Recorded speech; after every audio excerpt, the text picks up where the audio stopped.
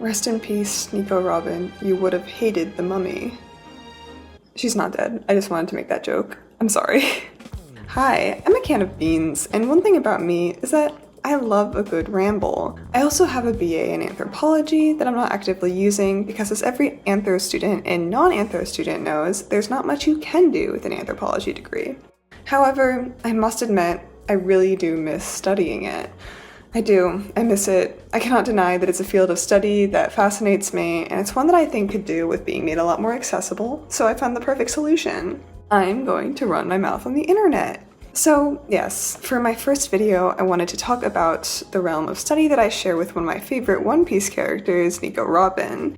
Robin as a character is complex and captivating, but this video will not be talking about the full development of her character to the level I think would do her justice. Rather, I will be exploring her perspective and approach to history as an archaeologist, as well as my 2 cents on fictional representation of scholars in fields that focus on history as someone in fields that focus on history. This topic will be explored across this video and my next one, because this was just going to be one monster of a video, but I didn't want to put you through that, and I also didn't want to put myself through that, so I've broken it down a bit with a little bit of inevitable overlap for contextual clarity. However, I should also clarify that this video will not cover everything that it probably could, because I am not exactly caught up with One Piece. I'm sorry, stay with me. Please. One Piece is long, okay. I started reading the manga around the end of last year, and as of when I started working on this, I was only at the very beginning of Whole Cake Island. Also, yes, I am only reading the manga for now. I have not even started to attempt the anime, if I ever will at all. I intend to do so, but it'll probably take me around 2 years to both catch up with the manga and watch the anime because I like taking my time, so bear that in mind. Also, a question for future videos, is it bad of me to dig through the anime a bit, specifically for clips for these videos if I'm not actively watching it? I want to make these a bit more visually interesting, but also if it's a sin, I'll stay away. Anyway, maybe in a few months, when I'm caught up on the manga, I'll make a follow-up video on the particular things I'm addressing here once I've caught up, because I know there will be a lot of depth and lore that I'm missing here, that I'm assuming has been built on, and I have so many other One Piece video essay ideas that I will be incorporating any new knowledge into as I gain it, so this is not the last you'll hear from me on One Piece. I just couldn't help but need to vomit my thoughts somewhere because, as the Cranberries would say, I'm in so deep. Hey, it's not my fault this story is just so damn compelling. Does me getting into One Piece so late and not being caught up make my opinions invalid? Does me not being deep into the world of manga and anime make my opinions invalid? Does me not having watched the anime make my opinions invalid? Maybe. I don't know, that's up to you. Let me know if I'm media illiterate or just dead wrong about everything. That would be awesome. So this is one of the reasons why I initially was compelled to make this sort of center around Robin and what we initially understand as her motivations to study history in the Skypiea and Water 7 arcs, not exclusively, but using that as a framework. I'm not only examining how her role as an archaeologist holds drastic implications for the One Piece world per se, but rather what it tells us about our world and about what archaeology fundamentally should and could be. But before I come full circle as to why I loved Robin, I absolutely have to tear apart a movie that pissed me off, so you guys know exactly what I believe is the complete wrong thing to do when writing a fictional archaeologist, because I know, of course, you are all thinking about writing fictional archaeologists, right? One of the reasons I'm so captivated by Robin specifically as a fictional archaeologist is because I recently watched the 1999 film The Mummy for the first time, and I had some thoughts. Now, if I'm going to talk about how incredibly Robin is characterized as an archaeologist, I have to provide a counterexample, because the only thing I'm more passionate about than the media I love is the media I deem to be absolute garbage. Okay, no. You look a fool. You look a fool. Doo-doo clown mess. The Mummy is not exactly garbage. It has plenty of entertainment value. It's plenty fun if you don't pay attention at all to the quality of character development or any of the messages it's trying to send, if at all. What is garbage, however, is Rachel Weisz's character, Evelyn Carnahan, as an archaeologist. Hey, I want to pop in here. I'm editing right now. I realized I made a mistake of not clarifying a point that would be potentially confusing if you have seen The Mummy. So I explicitly refer to Evelyn multiple times as an archaeologist, despite the fact that she is very clearly presented to us as a librarian. Famously, a librarian. But I am proud of what I am. And what is that? I am a librarian. However, it is very clear that her trajectory throughout the film is one towards archaeological knowledge and methodology. I don't know or remember if she is ever explicitly labeled as an archaeologist later, but I don't believe this detracts from any of the points I'll be making because I believe that the subject of her study, her objective and motives, her personal ambitions, the privilege she holds, and what she's trying to prove to other scholars all heavily align with how I want to talk about the history of archaeological and anthropological scholarship and what her character and her positionality tells us about that. So, thanks for hearing me out. Now, I will get on with it. It's not difficult to recognize that the depiction of her character is misogynistic. It's not exactly what I'm going to talk about, although it does have relevance, and the whole damsel in distress thing that happens towards the end of the film is one that also has notable parallels to Robin at Eni's Lobby that just further displays how excellently nuanced Robin's character is in comparison, but I don't think I can get into that at this very moment. Anyway, what I am going to talk about are the shared themes of power, history, and violence, and knowledge that emerge through the depictions of their shared profession. Evelyn, like Robin, is an archaeologist. Now, what makes me qualified to evaluate archaeology? Well, I'm not exactly, anyway. You know how all squares are rectangles, but not all rectangles are squares? Well, if anthropology is a rectangle and archaeology is a square, I'm a rectangle that's not a square. However, I am a rectangle. Okay, you know what, I'm just going to break down what anthropology and archaeology are fundamentally now because, just stay with me, it might be helpful information later. Just a side note though, I don't anticipate my other videos explicitly talking about the study of anthropology and or archaeology. Rather, the lenses and frameworks that I take from the discipline are typically just inherently ingrained in how I generally think and analyze things, but this video is different because the topic is indeed explicitly related to the study itself. So, anthropology is, simply put, the science of humans. It's the study of humans. And anthropology has a bunch of subcategories, and these subcategories have a million different little branches.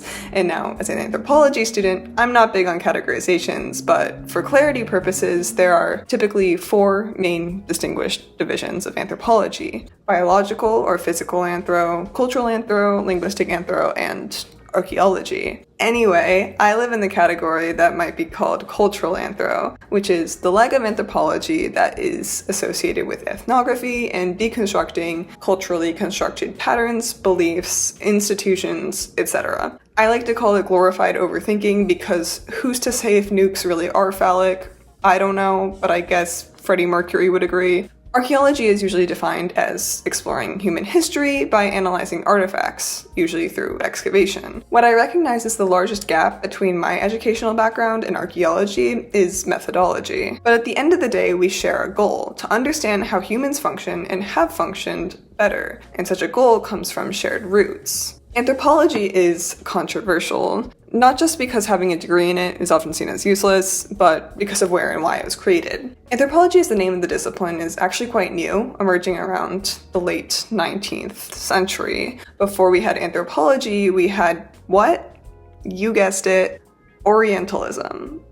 I wish I was joking. Anthropology was fundamentally created as a scholarly discipline for Western colonizers to study the people they deemed backward, uncivilized, and barbaric, and in turn to comparatively assert and impose the superiority of their knowledge to justify their power and domination. It was problematic to say the least: exploitative, objectifying, reductive, and violent. And in some spaces, anthropology still is. In The Mummy, it still is. Evelyn seeks out Hamunaptra, a lost city in Egypt, for experience in the field, for her own personal gain, so that she may be accepted into a prestigious academic group called the Bembridge Scholars. Jonathan, please, I'm really not in the mood for you. I've just made a bit of a mess in the library, and the Bembridge Scholars have rejected my application form again. They say I don't have enough experience in the field. What does meritable experience in the field look like for Evelyn as an archaeologist? Of course, that's sending a team of people into an Egyptian city and extracting their valuable artifacts for themselves. Some may say they get their comeuppance because their reckless actions awakens a murderous mummy dude who kills a bunch of them, but I beg to disagree.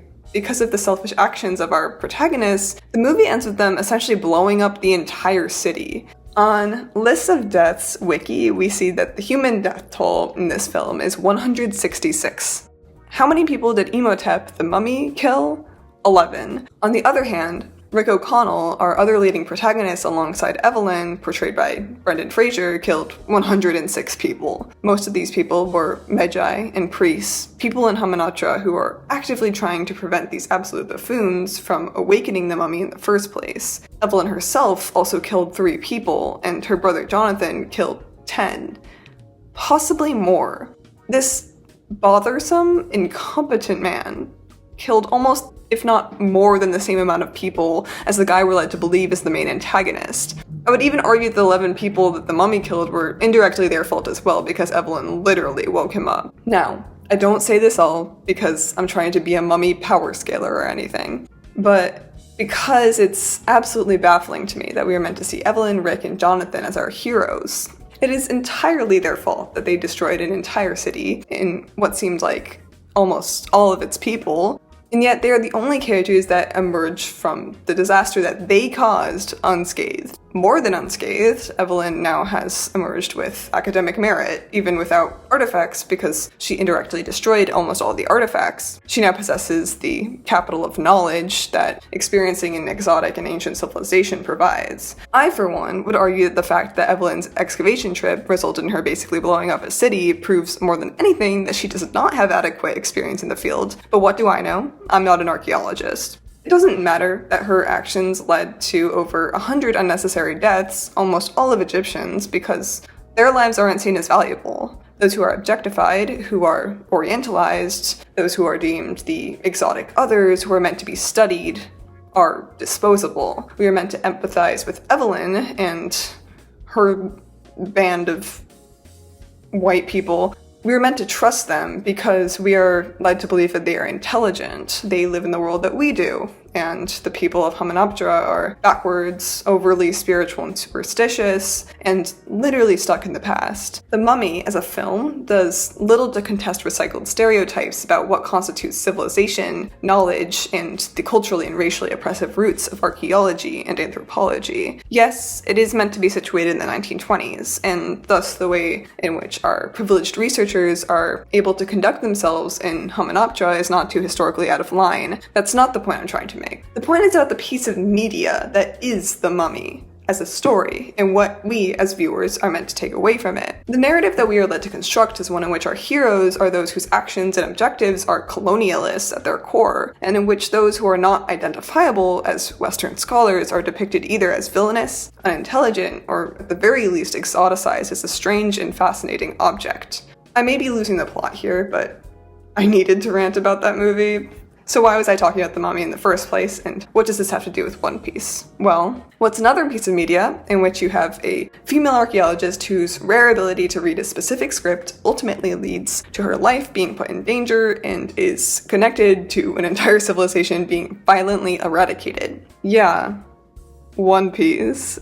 So, this brings me to square one, because I still haven't gotten to Robin yet, but before we get to her, some of you may be wondering, hey, so if anthropology is super problematic, why do you study it? And that's a great question, to which I respond with another question. Who holds power when we don't study and criticize the very ideas that have allowed systems of power and knowledge to control how we see the world, to dictate which human lives hold value and which deserve the violence that is brought upon them? I think there's a question that motivates many contemporary people of color and feminist anthropologists to study anthropology. It's certainly a North Star for myself. I could talk about this until the cows come home, but I also want to go back to why I said I was interested in exploring Robin's character as an archaeologist, because I'm interested in what it tells us about our world. I'm not only interested in Robin as an archaeologist because my personal anthropological studies exist in a similar sphere with a similar purpose, but also because where I focus my study of anthropology is in stories. As a disclaimer I intend to make in almost every video, I talk about One Piece as a piece of media that is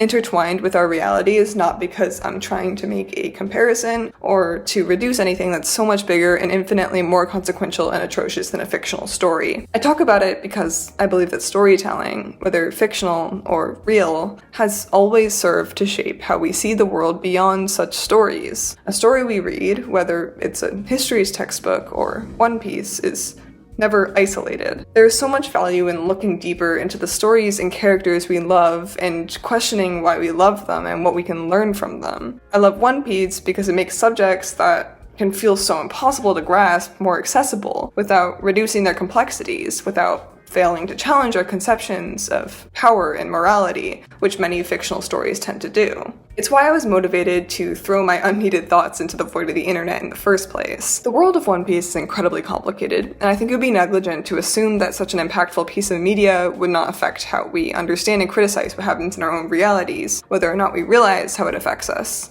And if you're a One Piece is not political person, I beg you to reevaluate that thought, or, tell me why?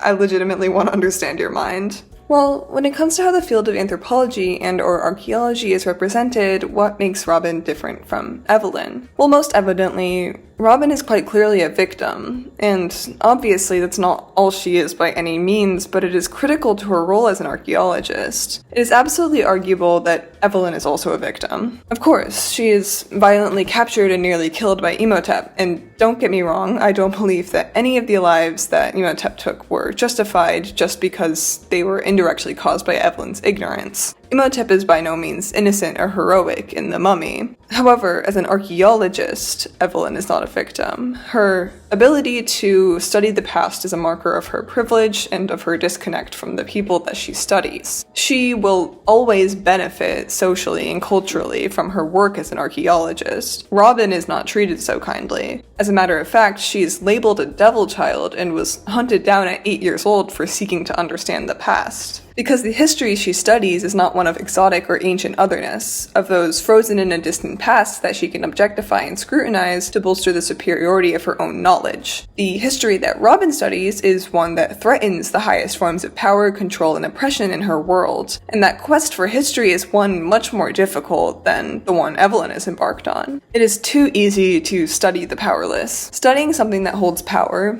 undermining those who control the history and knowledge that shape our very understanding of this world, is an incredibly dangerous and challenging task. In anthropology, we call this studying up, a term created by Laura Nader, and a direction in which anthropologists are looking towards more and more as we strive to move from our oppressive roots. Power has a way of making itself inaccessible. It has the ability to stay hidden through its ability to dictate what is normal and what is true. Now, let's talk about O'Hara and the Buster Call. The Buster Call in O'Hara is an almost entirely successful attempt by the world government to eradicate a population of individuals whose knowledge of history would presumably threaten the integrity of their power. I want to talk a bit more about the connotations of studying history and both Robin's and the world government's relationship with that in the next video, which will build on this one. So instead, for now, I actually want to talk about what Robin says to Nami at Eni's lobby about the Buster Call. When Nami says, "Is it right for people to die so easily?" Robin responds, "People can't be seen on a map. Without any emotion, they're just erasing one small island from the world map. That's what a Buster Call is." Now, it can't be a coincidence that Robin is saying this to Nami, the navigator with a dream to draw a map of the world, because a map is not enough to understand the world. I'm not invalidating the value of Nami or her dream by any means. Rather, I'm asserting that Robin's point here illustrates perfectly that the Straw Hat crew is not complete without both her and Nami. In many ways, Robin's and Nami's stories have parallels. And I think that explains why, in very different ways, their personal ambitions revolve around gaining knowledge of the world. Both of them are seen as those who possess the power of knowledge, and they were both exploited and villainized for the thing that they loved. Their dreams, though different, are both driven by the freedom and agency that comes with their knowledge. We see where their perspectives and ambitions diverge in Robin's quote here: "People can't be seen on a map." This statement really struck me because in ways it challenges our conceptions of objectivity, because a map is by all means an objective object. A map doesn't uphold an agenda or bias or a set of beliefs, at least not explicitly. Drawing a map is by all means an act of power. To possess knowledge over land, to draw borders, to section off natural resources, it's an inherently powerful and often a political act that has historically been used as such in our world. To possess a map is to possess the power of knowledge. To draw a map is to create knowledge itself. But, as Robin states, a map does not locate humanity, it doesn't locate history, it doesn't locate power itself. It is flattened and simple, often not drawn with the purpose of reducing the importance of such factors, but will always inherently do so. Robin understands this because she lived through the erasure of her island, and because she understands why her island was erased, as she was demonized for the knowledge she possessed. It's all about who is in control of knowledge and of history. The destruction of O'Hara and the massacre of the people on the island was not only an act taken to stifle the search for history, but it was also one that demonstrates that history is always in the hands of the powerful, as the narrative constructed by the Marines and the world government following the Buster Call was one in which the villain was Robin.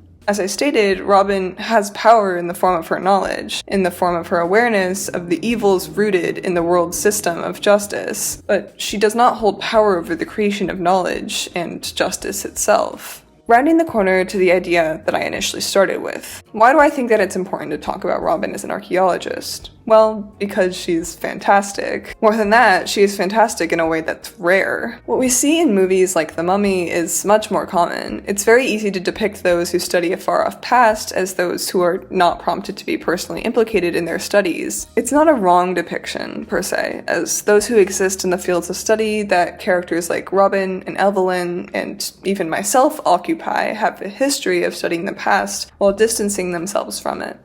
But it's one that perpetuates such distancing of history from our present world, that prevents us from questioning how history is fundamentally constructed and controlled and abused. To go beyond studying the past as something that has no consequences on the present is in ways a bit radical, and that's what Robin does. Ever since her lived experience of surviving literal genocide due to O'Hara's relationship with history, she has been well aware of the fact that the past will always haunt the present. She holds incredible respect for the past, and for the truth beyond manipulation and deception, and that is what I believe makes her incredibly respectable as an archaeologist. And I've just barely scratched the surface of the topic of One Piece's construction of history itself in this video, a topic I will absolutely be expanding on in more detail in my follow-up video.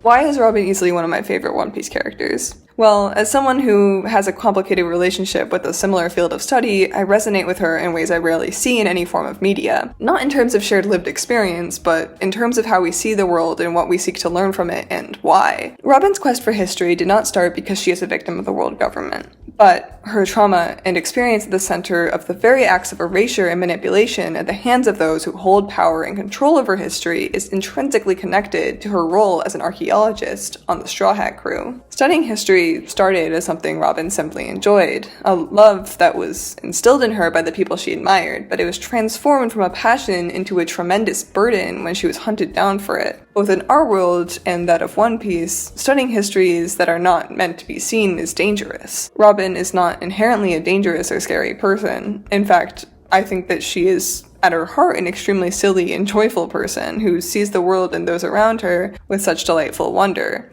But her dedication to where she came from and her commitment to her dream forced her to become dangerous. I adore Robin, and part of why I was able to get so into One Piece is because of how it casually bends archetypes and expectations for what certain characters and roles are supposed to look like, in ways that are able to implicitly disrupt antiquated stereotypes. This will be nowhere near my last One Piece video, but it'll probably be my last Mummy video because I don't want to talk about it more. But Please let me know if this is a good video. Truly, I don't ever know how intelligible the thoughts in my head are until someone looks at me deadpan and just says, "You're really weird." So like, feel free to do that, or just tell me how much you love Robin as well. Anything goes. And please stick around if you want to hear more about what I have to say about One Piece and how it constructs the idea of history and Robin's relationship with that, or if you just want to hear more info dumping from me overanalyzing a silly story. I'm also actively working on 2 more videos, one on Flevon's and Law's backstory, and then one on the Vinsmokes and Sanji's backstory, and if that's any enticement to stick around. Until then, thank you so much for watching. This was really fun, and I look forward to talking more about the things that I find cool and fun and interesting. Okay, bye.